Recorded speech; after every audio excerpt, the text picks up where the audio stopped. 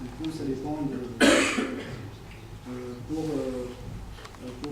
notre jeu de données, on a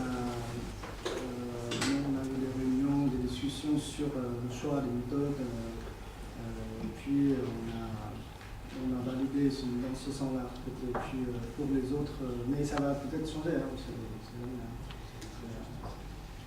mais c'était la disponibilité, rapidité des méthodes et on connaît bien les devenus de ces méthodes.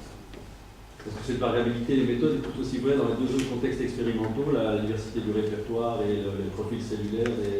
Parce que dans le génomique, ça c'est effarant. Hein. Mais dans les deux autres domaines, est-ce qu'il y a des méthodes qui sont peut-être plus anciennes, est-ce qu'il y a des méthodes qui ont moins émergé comme étant des méthodes plus... Ou alors on se retrouve aussi devant une batterie. C'est beaucoup moins abordé que les données transcriptomes. Ce sont des données un peu spécifiques. En stométrie en flux, j'ai vu passer quelques papiers qui proposent des normalisations de l'intensité du signal. En revanche, il y a pas mal d'autres papiers qui disent qu'il faut faire attention, parce que si on corrige, ça peut corriger ça peut faire disparaître une sous-population de cellules rares qu'on veut identifier. Donc c'est à prendre, en revanche, c'est délicat, et puis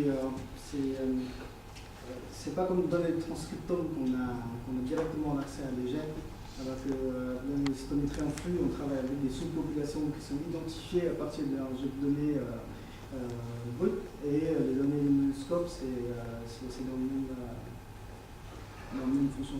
Je pense que les données immunoscope sont plus normalisées, on peut travailler directement dessus, mais c'est à comparer en fait ensuite avec le séquençage massif, par exemple, si on peut faire le lien entre les deux types. Et juste une dernière question, est-ce que dans les résultats que tu obtiens, est-ce que tu peux déjà plus ou moins anticiper les aspects multi-échelles? C'est-à-dire que, par exemple, est-ce qu'il y a dans tes résultats des données, par exemple, de transcriptome génomique, il y a des choses qui peuvent expliquer, par exemple, la variabilité que tu découvres? Tu l'as fait, je crois, plus ou moins à la fin, parce que c'est un peu la direction dans laquelle tu vas, c'est-à-dire corréler, si tu veux, ces variabilités en disant qu'on peut, c'est un peu ça l'idée de ces multiniveaux, c'est qu'on aimerait bien, en bon physicien, toujours d'aller dans les niveaux du dessous, pour expliquer le niveau du dessus dans la mesure où ça s'applique. Mais est-ce que déjà tu commences à faire cette espèce de pont interniveau, par exemple?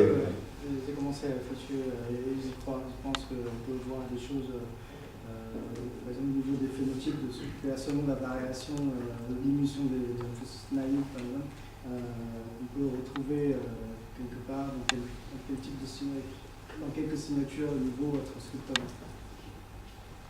Parfait. Merci.